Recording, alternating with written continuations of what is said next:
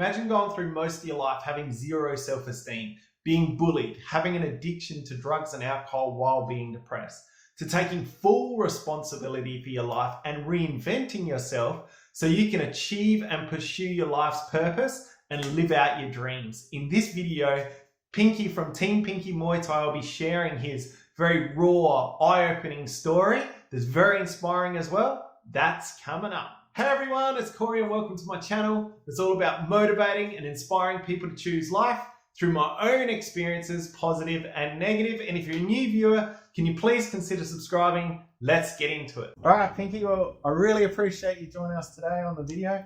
Much appreciated. Yeah, really appreciate it. I'm looking forward to it all week. Yeah, cool. I've been very excited because I haven't seen you for a while. It's been ages, eh? It's been about 2 months, Yeah, like over 2 months now. Yeah, like hit mid-March sort of time. Yeah, so around that, yeah. Long time, too long. Crazy. Absolutely. Crazy. Yeah. So obviously, we're sitting in your gym right now. Congratulations. Living the dream, your passion, your purpose, Literally living the dream, luckiest man alive. Yeah, cool. Yeah. That's awesome. And it's rare too. Most people, honestly, most people don't know what their dream is or their purpose. Yeah. And if they do, they're too scared to go after it. You've got to not fear failure. Yeah. Use failing as a step to getting to where you want to be. Yeah, absolutely. Yeah. So, yeah, obviously, you're living your purpose, living the dream. You've got an amazing family, your beautiful wife, beautiful kids. As a fighter, in your career as a fighter, you traveled the world fighting. You love inspiring people, motivating people, helping people. That's how we met. Yeah, Gave sure. me a hand. Yeah. One day at the gas station. Yeah. That was pretty cool. Yeah, listening to your last video where you said about people helping you and shit. Yeah. I was one of those people. Yeah, and it was really, really cool. And I really admire that about you. And I don't know, to me, I really look up to you and admire you for what you've achieved and what you do for the community. And you've got a lot of influence over a lot of people in a really good way. And I can see that, you really help people, not just in Muay Thai and training them, but in, personal development and being a better person, everything like that. So I just want to know, Pinky, you're here right now, we're here today, but how did you get here? What would you like to share, some of your story and stuff like that? So, I think most of it sort of starts from being pretty miserable as a youngster. My parents did the best job they could, and I just think it sort of came down to lack of education on my dad's part, and I never really figured out what it was with my mother. We never really clicked. I think it was, I don't know, people look at it like it was favourite, like my brother was the favourite and I wasn't or whatever, but I just think, there's different relationships between parents and I just didn't click. And I always felt like I was hard done by, and I was always told that I wasn't as good as what I should have been and stuff. So that was through my childhood years into school where that lack of self-belief that had been instilled in me, ended up in me getting bullied all through school, walking through the school and an apple pops on the back of my head and that sort of stuff. Every day it was, I literally used to be scared to go to school. Wow. What was going to happen next, whether I was going to get bashed, whether I'd have to go and hide all lunchtime so that no one would try and, so no one would find me, or had one person, literally one real friend stick with me through all that. I've obviously had other friends as well, but there's one real friend who's still my best friend today. Cool. Yeah, we started primary school together. I was going to ask if you were still friends with him. Yeah, he actually came. Hadn't seen him. We hadn't seen each other in a year and a half, just through us both living our lives. He rocked up at my door two weeks ago. Wow. Yeah, it was amazing. But there's no hard feelings about not seeing each other all the time. We're still best friends, and it's just we play our own lives as well, But then got out of school, and a lot of the bullying still was taking place with the same people, but through school out years, I sort of found escapes through chemicals, whether it be alcohol or drugs. Alcohol was a big one for me, early 20s and stuff. Yeah. Or late teens, early 20s. But I've always had a drug addiction, from a very young age, and I think just the fact that I felt like shit for so long and hated myself for so long and tried to escape myself for so long, once I did accept myself and fell in love with myself, I think it made it that I can actually have confidence in who I am now. Like that, the fact that I hated myself for so long, I learned so much about myself because I was always ridiculing myself. I was telling myself how shit I was and everything, and all those things that I was shit at, I've actually consciously tried to work on. Yeah. And now it comes out as confidence because I've actually looked at those things so hard for so long. Unfortunately, I looked at them negatively instead of looking at them like at the time going, okay, what's this? How can I fix it? It was like, oh my God, I'm fucked. Yeah. And I wasn't really though, you know, like I wasn't as bad as what I thought I was. But it's usually the way. Yeah. Not like, yeah, like I chose to be miserable. I chose to be depressed. I chose to not, but because I didn't know any better. I didn't know how to come out the other side of it. Yeah. And what coming out the other side now, I think people see that energy, people feel that energy, so they know I'm speaking the truth. They know it's coming from my heart. They know I have faith in what I'm saying. So I think people sort of, you know, that allows me to help people through the fact that I don't mind saying that I'm not perfect. What's perfect anyway? You know, like I'm far from perfect. I'm living the perfect life. That's the perfect life is what I can do right now to make it as good for myself and my family and the people around me. That is the perfect life in my eyes. There is no such thing as perfection, but you know, living your perfect life is just living exactly how you can, to the best of your ability at the time. Yeah. That's perfect. With the best knowledge that you have at the time. Yeah, so exactly. Like like just because you haven't learned it yet, like, you know, we had a bit of a chat before this about like nutrition and stuff, and you doing the best you can with what you know at the time. Yeah. I won't say it's enough because it's never enough. You can always learn more. But you do the best you can with what you've got at the time while you're trying to improve. Yeah, that's cool. I agree 100%. So you had a lot of like low self-esteem, no confidence. Like, from what age did you start noticing that? Was it through the bullying that you noticed that you didn't have, you know, confidence or self-esteem, or you kind of knew at a very young age? And how long did it last from? Like, from what age to, you said, into your 20s? Like, how long did you experience like low self-esteem, no confidence, like feeling, you know? The honest truth, I started feeling confident about myself about 4 years ago. Wow. Yeah. And it took me to get out of the situations I was in at the time, where I was working, where I was training. You know, not that any of those situations were bad, but they just weren't what I needed to improve myself. Yeah. So I kind of knew from a very young age. I didn't understand that I had low self-esteem. I just thought it just felt normal to not like yourself. Like I didn't really put a title on it until probably 2004 or something, when, you know, doctors were all telling me that I was a loony and that I was, like, you know, chronically depressed, and I, you know, do time in the mental things in the hospital and all that sort of stuff, get locked up in isolation. You did time, or they said you would? No, I was doing lots of trips there. Like, it was my little getaways, really. Like, I just couldn't deal with life. I couldn't deal with, at the time I was facing never being able to fight again as well through an injury and just everything. Like, and then all of a sudden it was, oh, hang on, this depression thing I have has been what I've been feeling since I was a kid.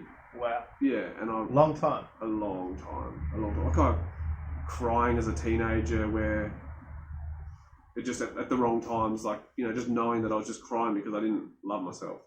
I used to sit there and, you know, not a lot of people know that as a, like, mid-teens, like 14, 15, I was drinking a bottle of vodka in my bedroom every night of the week to go to sleep, and I just sit there like in the dark drinking this bottle of vodka and crying, and then getting up and going to school the next day, and on top of drugs. Yeah, it was kind of like, I kind of realised that it had been a long time that I'd been like feeling like shit.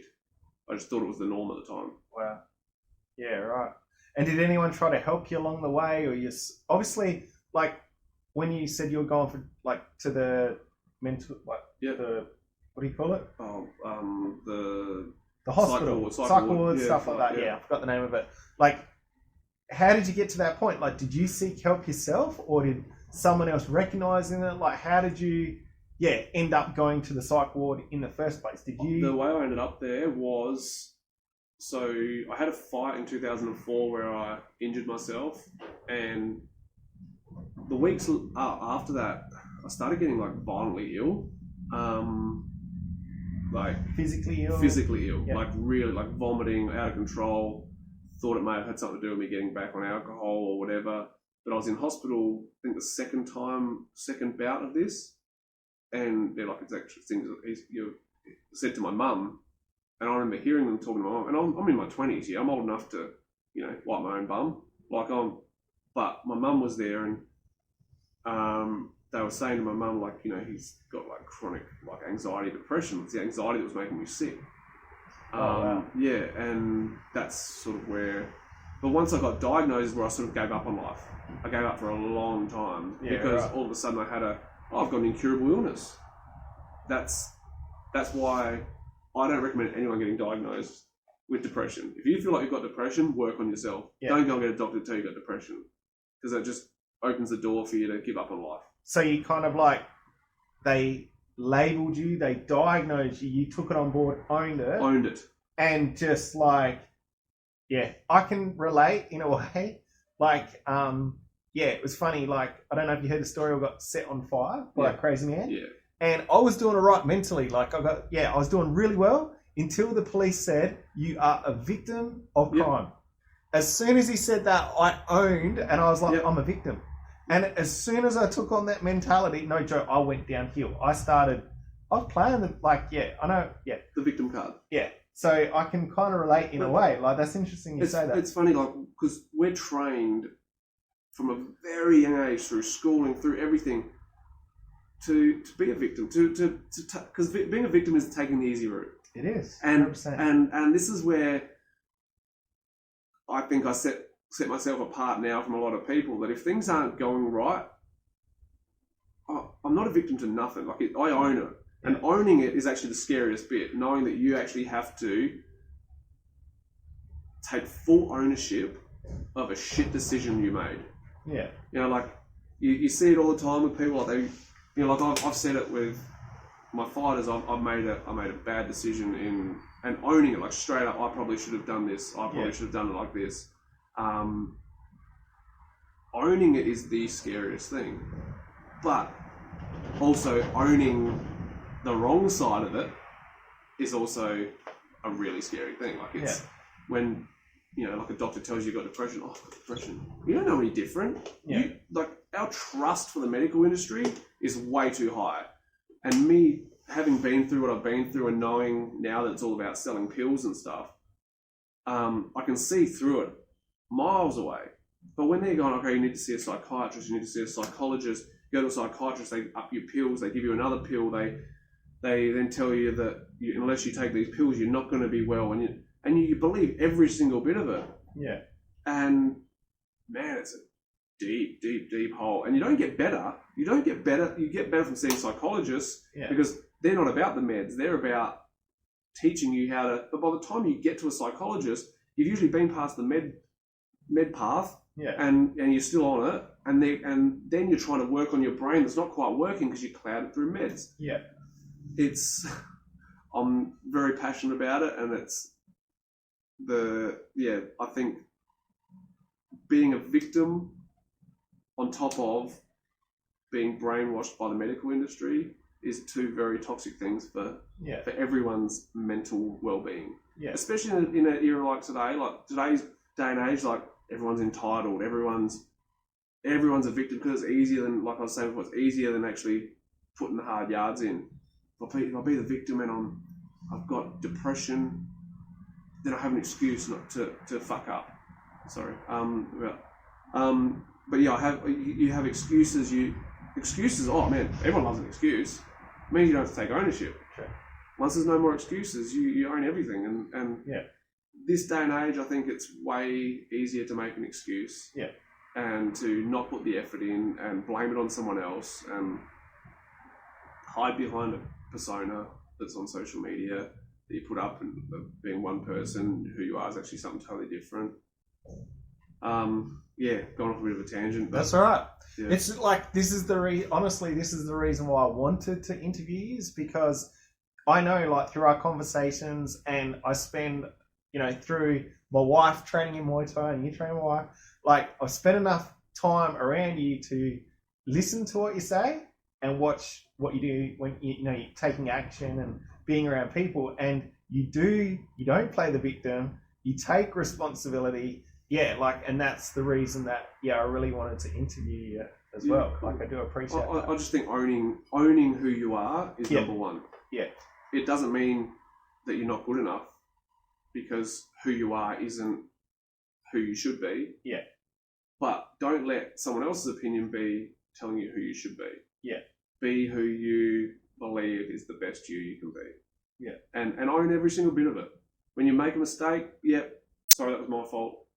I've said it when one of my fighters, he was, in his 40s, having his first fight, and first fight, he got stopped, but I don't know what that is, but he got stopped in his first fight. His second fight, I own the fact that I probably wasn't as hard on picking who was going to fight. It wasn't a teenager. He was, in his 40s. I needed to be a little bit smarter with who I chose, and I owned that. I didn't say to no one that I'd made a good decision by letting him fight who he fought. Man, he went out there and gave his best shot and actually hurt the guy. Ended up getting stopped again, but that was okay. Like, done me proud as. But I don't think I should have put him in that position after. Like, it should have been different. Yeah. And I had to own that. Yeah. And he knows that. He would never point the finger at me, but he knows that I know it, and anyone else has asked me about it knows it as well. Yeah. Cool.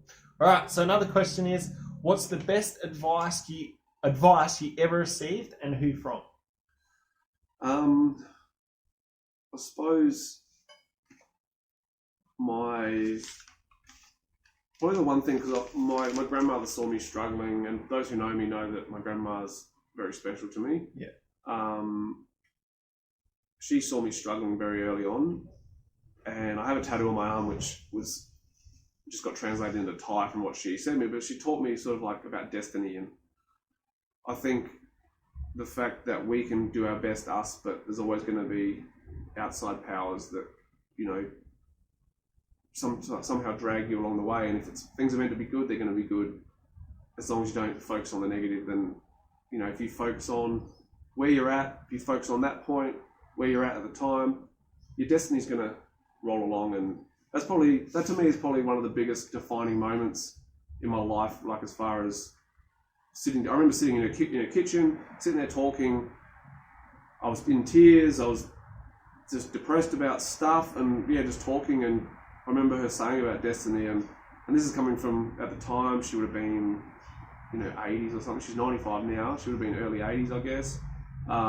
Been living on her own since my grandfather died at that stage, like probably 15 years or something already. Right. And just, like a really wise old lady giving me some advice, Yeah, cool. And I think it's been something that I've held on to ever since. Yeah, nice. Yeah, you do talk about your grandma a lot, and I know you got a tattoo of her. Yeah, got her portrait on my ribs. That's cool. Yeah. That's awesome. So, what are 3 defining moments in your life? And you mentioned one already, like sitting in the kitchen at my grandma's house. Yep. Another one, sadly we're not friends anymore, but a guy that I went to primary school with ended up just being into the same cars as me. Like, we ended up being in the Rotary scene, but I ran into him. He was, I think, 16 at the time, and I was probably a couple of years older than him. Or maybe even, I think I was only like 16. I think I only just got my P's or something. I ran into him down at Glenelg one night, and we were talking about Rotaries and stuff, and then ended up hanging out. And it's literally that moment onwards is where I found Muay Thai through him. He was training like 5 or 6 years later. I learned the Muay Thai through meeting him. At what age? I started at 20, so it was probably 4 years later, actually. Yeah.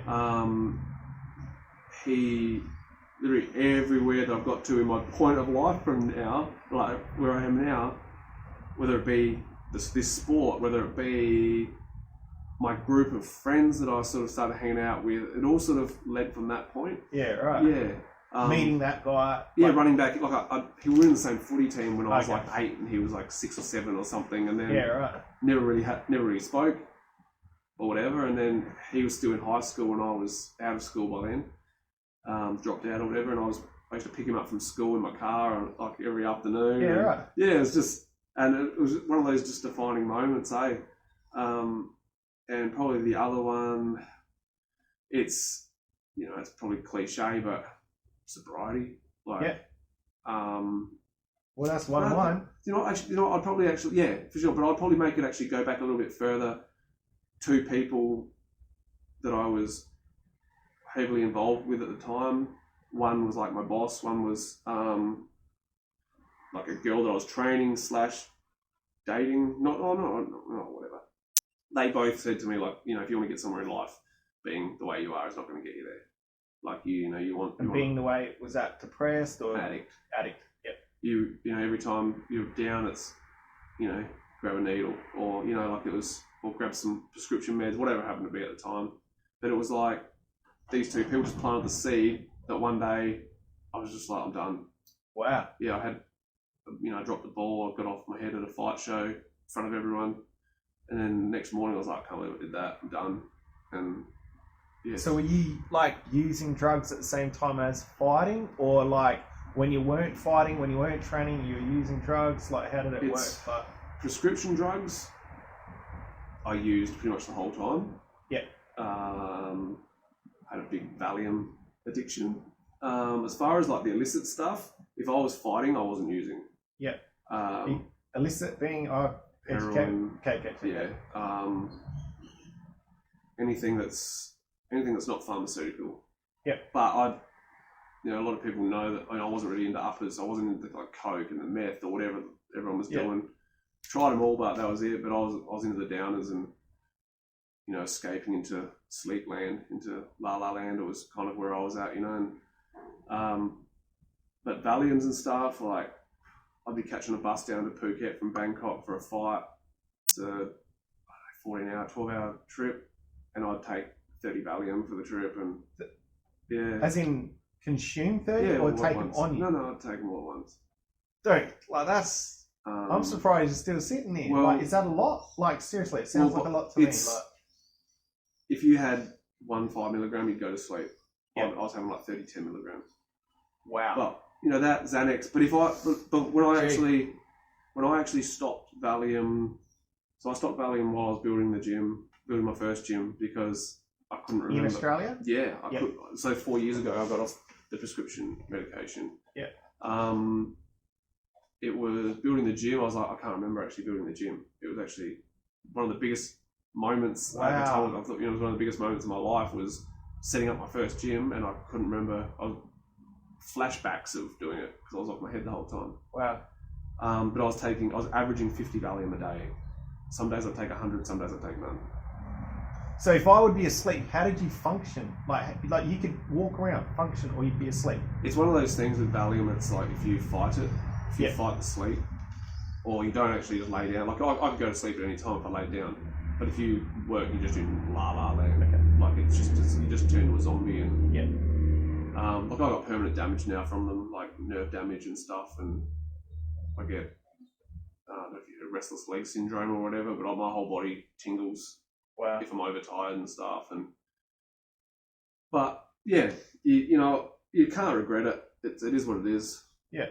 You're obviously better off never doing it, listening to people's advice and who've actually been there and done it. But yeah, I should be dead. It sounds like it. Yeah. Like, yeah. Even maybe not from the Valium, but from Xanax. Xanax is way more brutal than Valium. Heroin, cocktails of whatever I can get my hands on, codeine and Xanax together. Just being an idiot. So you took drugs from like what period? Like from what age? Starting at what age to the age of? Smoked weed at 10. Yeah. Smoked heroin at 11. Wow. Yeah. Was a functioning user of heroin pretty much my whole life until 6 years ago. 6 years next month. Wow.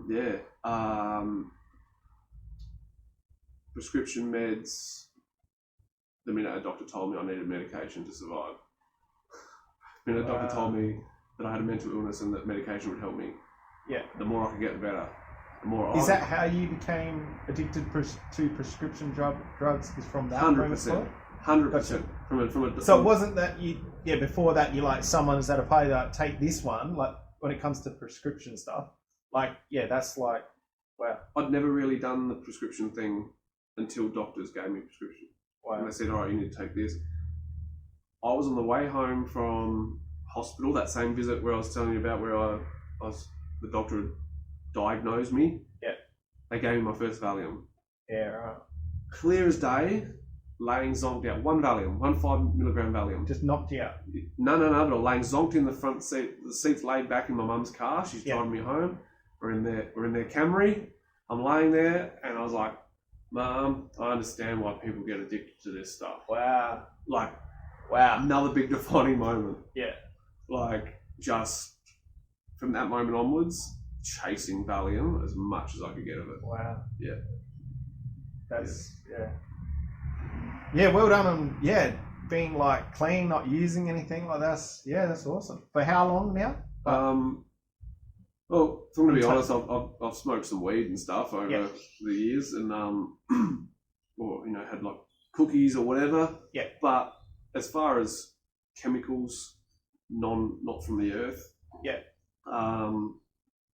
4 years. 4 years for the prescription meds. 4 years, like now, because like next week will be the 4 years since I opened my gym. Yeah. So like 4 years sort of now, and illicit drugs 6 years. Wow. Yeah.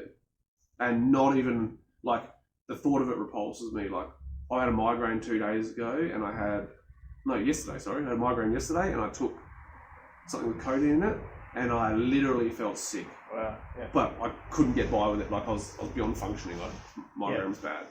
Literally, it was like, the stuff repulses me now. So it was a process over time to stop you, or it was just a decision? Lots of quitting, lots of times quitting. Process over time. Yeah, but then the defining moment in my addiction was literally like, I'm done.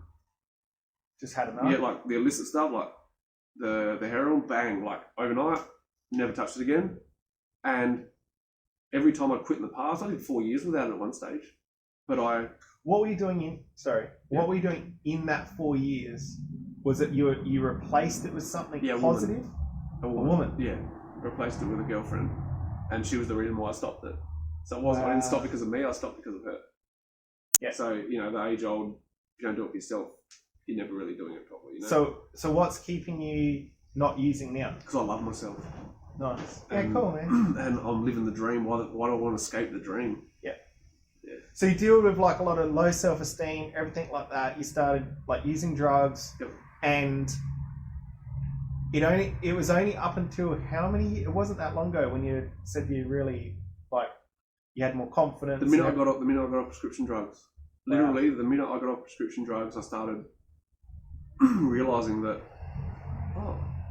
people look up to me and people listen to me, and I'm actually a good guy, and I'm actually, instead of me talking myself down, I've got to talk myself up because I'm actually amazing. Wow. Yeah, that's how I feel about myself. I'm an amazing human. Well, you are. Like, seriously, like, people do love you. Like, they absolutely look up to you and love you. Like, and I'll talk about that a bit more. Like, yeah, but it's amazing that as much as people loved you and looked up to you, because I see it. Like, I see it all the time. Like, people just, like say you're a bit of a celebrity.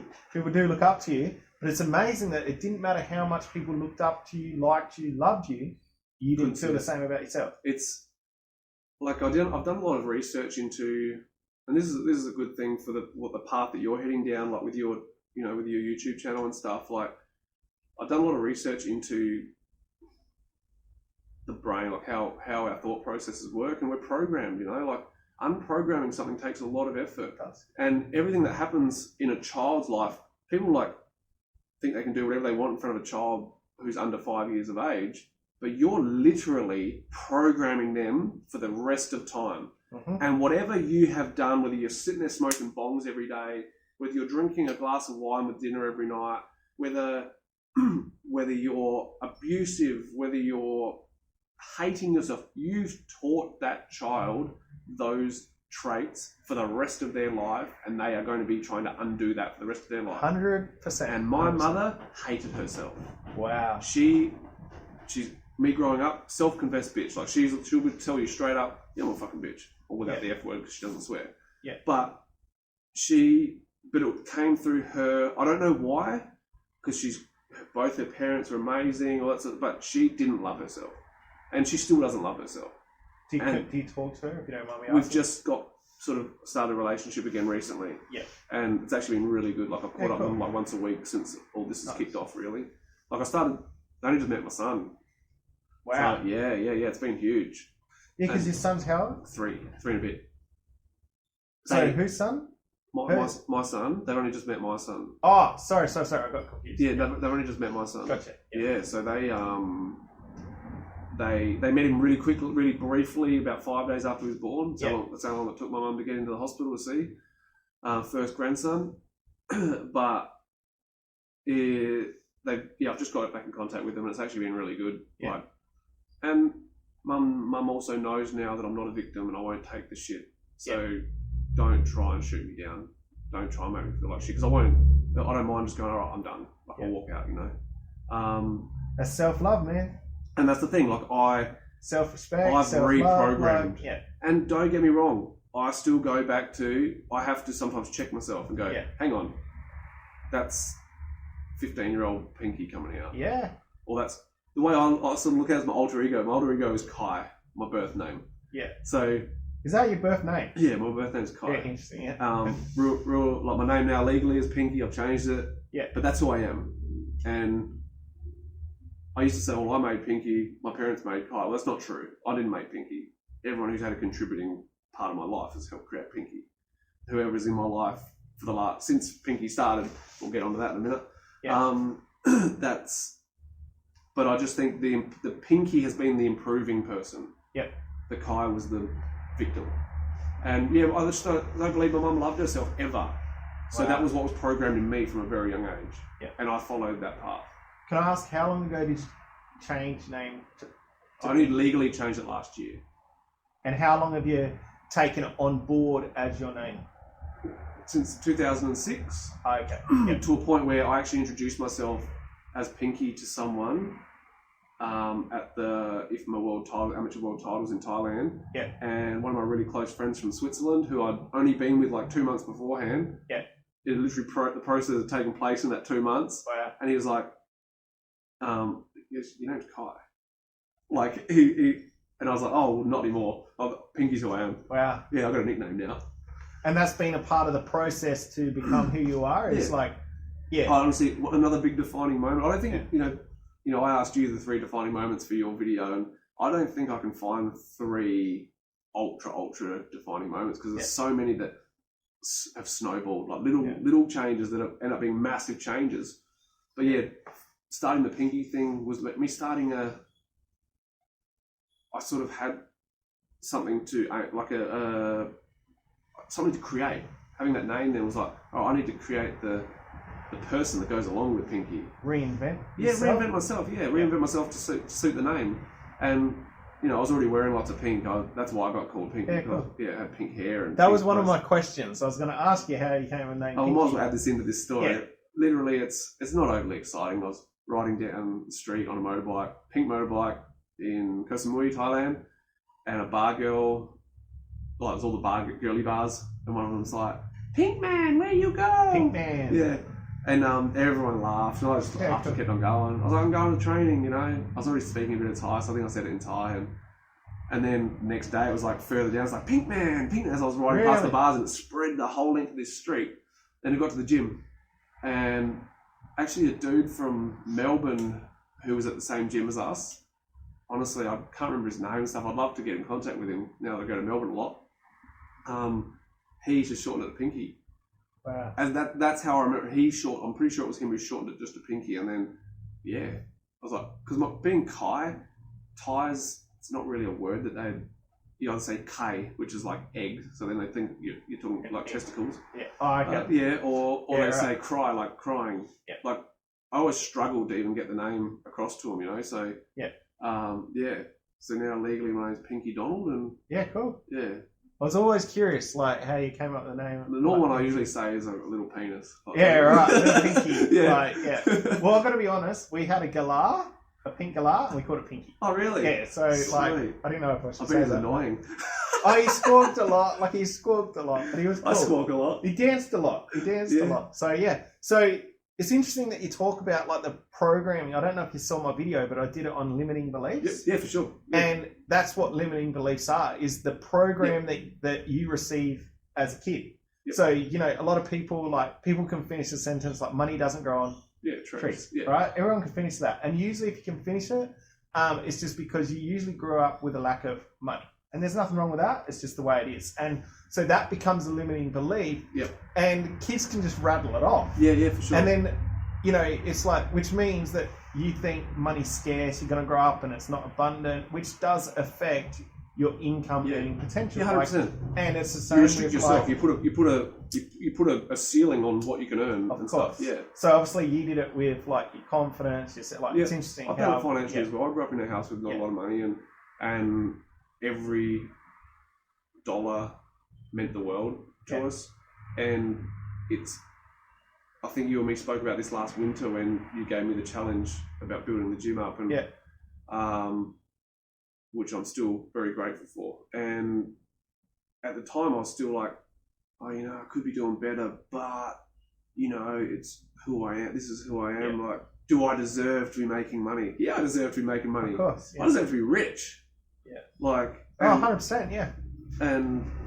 But same with that, that programming is just, it comes down to so much, like the limiting beliefs, like you said. There's whether you think you can be a fighter, or you think, man, whether you should be eating healthy, like all of it, they're all limiting beliefs. You could be healthy, but your limiting beliefs are holding you back from making a conscious decision to eat good food over crap food. Yeah. Yeah. 100%. Like, yeah. It's interesting, the programming, and we've all got it in one way or another. Yeah. Like, we've all been programmed, friends, family, teachers, like, you know, there's people that had a teacher, it's like, you'll never be this, you're the dumb kid, you're the whatever, and it's really hard to unprogram. Yeah. Like, yeah. So what motivates you? Like, I know, I see it when I'm here, you motivate a lot of people, you inspire a lot of people. What motivates you? What motivates Pinky? To be honest, like it's people sort of look at me like because I'm, you know, pretty loud and attention seeking and all that sort of stuff. People think it's about me, like, and that's, you know, it's selfish. But honestly, like, I'm hard on people because I actually see what people can do. Like, I know people can be better than what they accept like themselves as potential. being. Yeah, for sure. And that's what motivates me. Like, seeing people who, one, have no social skills, being able to start being social, or like one of my proudest things is probably, you know, you don't play favourites and that sort of stuff, but the two boys in here, Ryan and Jason, Ryan has taken some of my most brutal abuse as a trainer. And at the time, I don't think both of us realised where that was going. But how he's developed as a human now through, you know, I'm not saying it's my doing that's done it, but it's sort of, you know, I think I want to help plant the seed, which is then, you know, went to Thailand, which made him, you know, be that little bit more independent and start chasing. That to me is rewarding. And seeing that now he's, you know, focusing on paying back debt to his mum or whatever, and, you know, like, just that sort of, and Jason being this little quiet kid that didn't say boo, and now he's, you know, man, he's become a superstar, you know, like everyone in South Australia knows him, most of Australia know him, and for someone who's got like a 50-50 record, that's like huge, you know, but he's come out of his shell, and now, you know, he's running classes and stuff, he's getting more confident at that, which means, you know, the energy comes up, and that to me is, you know, like, I love giving people responsibilities and helping them grow through. I'm rewarded through them growing, and that's my selfishness. My selfishness is like, I need everyone to be better. I need everyone to get better at life. And, you know, in this day and age, it's actually really hard to get people to believe they can be better at life, let alone actually get better at life. Or even try. Yeah, because it's easier, like the victim thing again. It's easier to be the victim, you know. But that's my drive. That and my family. Yeah. Like financially, my drive to be better is about the family. Because without my family, I could literally, like me being this happy with no family, I would still financially not have a cent because I would be living a totally different life. Like without your family, you have a different life. Yeah, like I'd be just traveling way more, and I'd be, you know, 5 minutes notice, I'd be like, I'm off, and no regrets at all. Like I don't mind not, you know, like even through this whole COVID thing, I may never travel overseas again. Like once they bring like this vaccination and stuff, like that's another story. But I may never travel overseas again, and that's cool. Like I can make the best of a situation. Like I made the best of this whole, you know, last 10 weeks or whatever it's been. Yeah. But I just think financially it'd be very different for me. Like I'd chase the money to get to a certain number, then I'd go and blow it. Whereas now, you know, I keep the money, you know, I put the money aside for new cars. Yeah. And you know, like I think that's the only thing that would be different if I didn't have the family. But so they motivate me financially.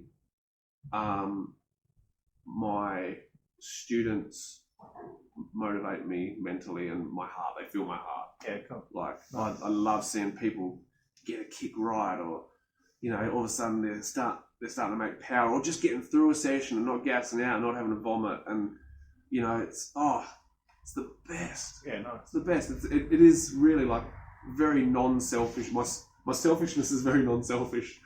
Yeah. It's hard for a lot of people to know to see it though, like it, because it looks like, you know, I'm making them. I want to make them better. I want to make my fighters better because it'll look better for me, or whatever. So my selfish time is my Facebook rants. You know, like my YouTube rants. That's me talking about. That's me trying to make a change to the world. That's selfish.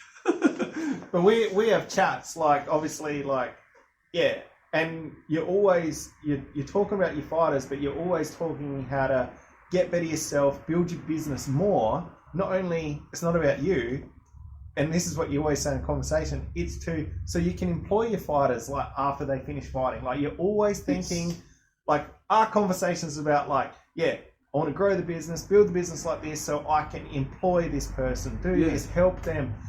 You know, so they got a career after fighting. Like it's always about other people. Yeah, for sure. And I think being millennials, I think it's hard for them to see how unselfish I am.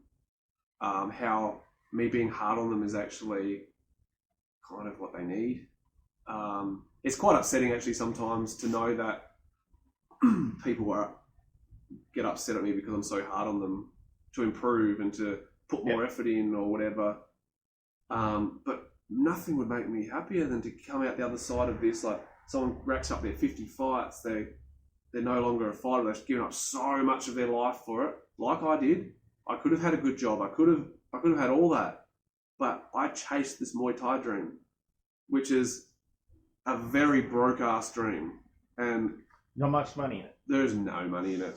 It's about love and finding who you are, and it's a journey of self-discovery and experience, you know. And I think the fact that I did my 12-year apprenticeship before I started making dollars, but then I made those dollars and then I didn't make those dollars for a long time again. And then I've had a gym now for 4 years. I'm only just starting to make money again, like just now. Well, obviously not right now, but before this shit happened, you know. But honestly, I'd, you know, when they do retire, like I'd love for them to then be able to continue and me give them a job. Like, you know, they sacrifice so much they can't hold down a normal job. They're working jobs to work around Muay Thai because that's generally what Muay Thai fighters do. That's their passion. Yeah. They revolve everything around it, like work a job that's crap so that they can just make enough money to survive so they can get back to Thailand or whatever. But imagine if that, even while they're still doing that, if that could be here, if I could be making enough money here that those same guys could, they don't need to try and find a job when they get back. They come back here, they make their whatever a week, and they do their PTs, and they get a job, and I can give them a wage and all that sort of stuff. Imagine if I could do that. So then they come back for 3 months, I'm giving them a wage, and they go back to Thailand. Yeah. Like, because Thailand's where it's at. And it's, you know, once you get that bug of training and fighting in Thailand, it's hard to lose it. Yeah, right. You'll chase that. Do you encourage your fighters to go to Thailand? Nothing would make me happier. Yeah. Like, so if, say, just like Ryan, Jason, or any of the boys, ladies, if they like, I want to go to Thailand for 4 months, you'd be like... When Ryan was going for, I think it was originally a month or two. Yeah. I think it was 2 months, maybe three, I think it was. But I was like, man, how am I going to function without him? Like, Ryan's a big help, you know. And so were you encouraging him to go? But, yeah, straight up. Like, I said to the missus, like, I don't know how I'm going to deal, like, how I'm actually going to run the place without him. Because he's like my 2IC, you know, and he shoots straight with me. He doesn't beat around the bush. If something's not right, he tells me. Yeah. And I was like, how am I going to function without him? But he needs to go. Like, it was not one moment that I didn't push him to go. Because nothing makes me happier than people going to the motherland. Yeah. And he spent 6 months there. Wow. And so 2 months, 1 month turned into 6 months. Yeah. And through a shit situation with him blowing his knee out. But, you know, he used his brains and he did it the right way, and he bettered himself while he was there. He was doing like lots of self-help stuff. He was reading lots. He was getting spiritual. He got into the Sakyant thing, like the traditional tattoo stuff. He started going to seeing a master and hanging out with him and learning about that. And he actually like developed. He came back a totally fresh person. It was amazing, actually. And someone who does it right over there, they don't come back with what we call the Thailand blues. So you come back from Thailand and you get depressed. It's like being back in Australia, like you're depressed. I just want to be back there.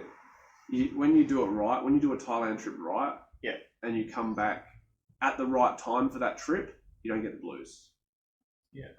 You'll still be chasing to get back there, but you don't get the blues about it, and you don't get miserable. Yeah, right. And I think he came back, and you know, even though he came back in like winter and it was crap, he was like in here and he was being active and he was having something to do with this place the whole time, and he was working and he was doing it all.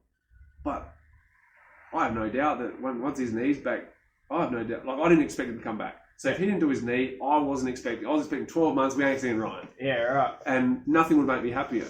Yeah. Obviously, you then adjust with what happens in here, with who does what, and that's okay. You can always find a path. It ain't about me, as I've said. Like, no matter what people think, the name, I kind of almost regret ever naming it Team Pinky, because it's me. It's like it's not real. You know, it's not just me. And if but without you, it wouldn't exist. Yeah, but it's also, you know, when people come in here, it's like, oh, where's Pinky? Oh, Pinky's not here, and it's kind of like, you know what I mean? Whereas someone like Ryan, Meech is amazing for this place, but not everyone will always, not always. It does take time. Over time, it changes, but you know, people come in here expecting one thing. They expect me, not realizing that these guys teach what I know. Like, and me teaching it at the elite level is actually almost a backpedal for people, for newbies and stuff, you know. They're better off learning it by step from people as, you know, got more or less experience, you know, gradually growing what they know, not starting with at the, you know, with the head trainer. I think people are starting to realise that, and I think at the start of this year it changed a lot with everyone understanding how classes need to be run, and then students coming in here, and pretty much everyone who came in signed up this year. Yeah. There's probably 2 people that came in that didn't sign up. Due to now everyone understands that classes are run by everyone, and everyone has something amazing to teach. Oh, they're awesome. Yeah. All the trainers, like, seriously, and I guess this is a good time to, like, we haven't even finished with the interview, but it's a good time to, like, plug, like, your business. Like, seriously, like, you know, my wife, she's a self-confessed, this is my wife Becky's words herself. She says, like, she's a nerd. Like, a nerd, a bookworm. Like, honestly, she's 30, just turned 37, never done a sport in her life, scared to do sport, didn't want to do sport, I encouraged her to come here to Team Pinky, try Muay Thai. She loves it. Like, this is her sport. She absolutely loves it. And it has a lot to do with, like, Pinky, the other trainers. Like, the environment itself is it's extremely inspiring, motivating. There's no ego. So, you know, Super proud of that. Yeah, and it's very cool. Like, so I encourage anyone that wants to give Muay Thai, you know, a go. Definitely come to Team Pinky. Like, have a go for those reasons. Like, it's a fantastic environment. You know, you get fit, healthy. You're learning a new skill. You develop confidence. But at the same time, like, the stuff that Becky's learned, she's only just realizing, like, the stuff that she's learned by coming here, being around elite athletes, right? Like, seriously, like. The skills she's learned, the mindset she's applying to business and life. Like, it's not just about that. So it was the same. A bit of a plug there. Like, I think